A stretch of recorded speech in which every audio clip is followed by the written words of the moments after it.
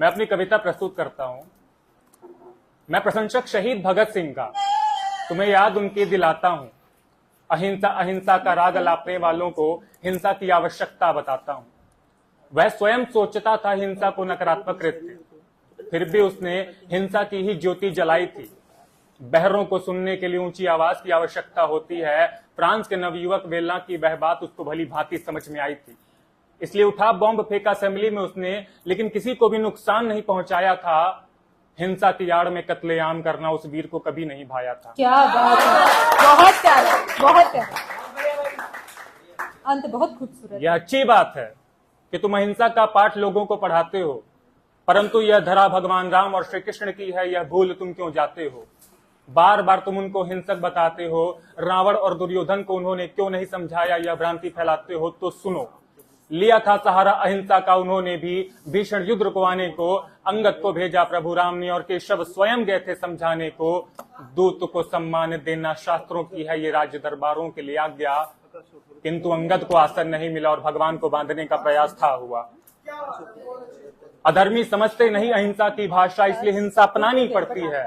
अधर्मी समझते नहीं अहिंसा की भाषा, इसलिए हिंसा अपनानी पड़ती है। दुर्व्यवहार करे अपना या कोई पराया, उसको अहिंसा या हिंसा किसी तरह से भी सबक सिखानी पड़ती है।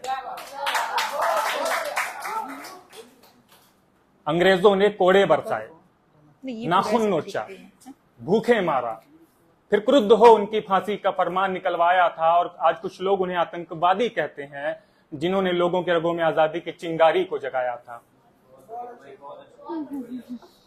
भगत सिंह की फांसी का समय बदला, क्योंकि मौत का डर अंग्रेजों को आया था। जनता सड़कों पर आक्रोश न मचा दे, यह डर उन्हें भी सताया था। मृत्यु के भय से थे अंग्रेज भागे, यह बात तुम जान लो। सुभाष चंद्र बोस की भी थी अहमियत आजादी में, यह बात तुम मान लो। बोस ने अपनी एक सेना खड़ी कर ली और तुम अहिंसा के बल पर जीते, यह बात बताते हो। बोस ने अपनी एक सेना खड़ी कर ली और तुम अहिंसा के बल पर जीते, यह बात बताते हो। और यदि अहिंसा से ही सफलता मिलती है, तो चीन और पाकिस्तान की सीमा पर क्यों अपनी सेना को लगाते हो? क्या बात है।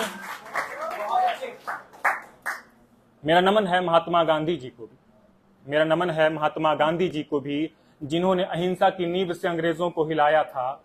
एक लाठी पकड़, धोती पहने, पैदल चलते हुए भारत की जनता का साथ जुटाया था। कहा अंग्रेजों से कि अंग्रेजों भारत छोड़ो, और अहिंसा की बात लोगों को बताई थी। कहा अंग्रेजों से कि अंग्रेजों भारत छोड़ो, और अहिंसा की बात लोगों को बताई थी। लाठी खानी पड़ी उनको और उनके साथियों को, और देखो हिंसा इधर से नहीं लेकिन उधर से तो आई थी। लाठी खानी पड़ी उनको और उनके साथियों को, और देखो हिंसा इधर से नहीं लेकिन उधर से तो आई थी। यह बात सत्य है कि आजादी चरखे से आई थी, पर उतना ही यह भी कि उसके लिए कई लोगों ने अपनी जान भी गंवाई थी।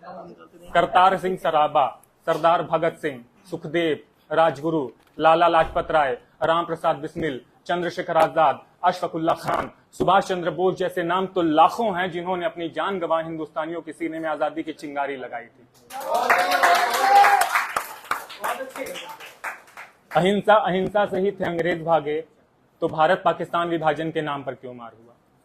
अहिंसा अहिंसा से ही थे अंग्रेज भागे, तो भारत पाकिस्तान विभाजन के नाम पर क्यों मार हुआ? जितना अंग्रेजों ने नहीं किया, उससे भी बड़ा वह नरसंहार हुआ। जब अहिंसा की बात गांधी जी की सभी भारतीयों को समझ में आई थी, तो भला 1947 में उनके अंदर हिंसा की आग कहां से आई थी?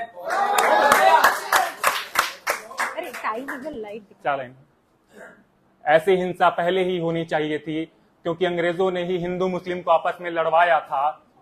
गाय और सुअर के मांस के टुकड़ों से हमारे बीच के रिश्तों में आग लगाया था। अकबर जैसे आक्रमणकारियों ने भी गौहत्या पर प्रतिबंध लगाया था, और तुम कहते हो मुसलमान हिंदू से हमेशा से नफरत करते आया था।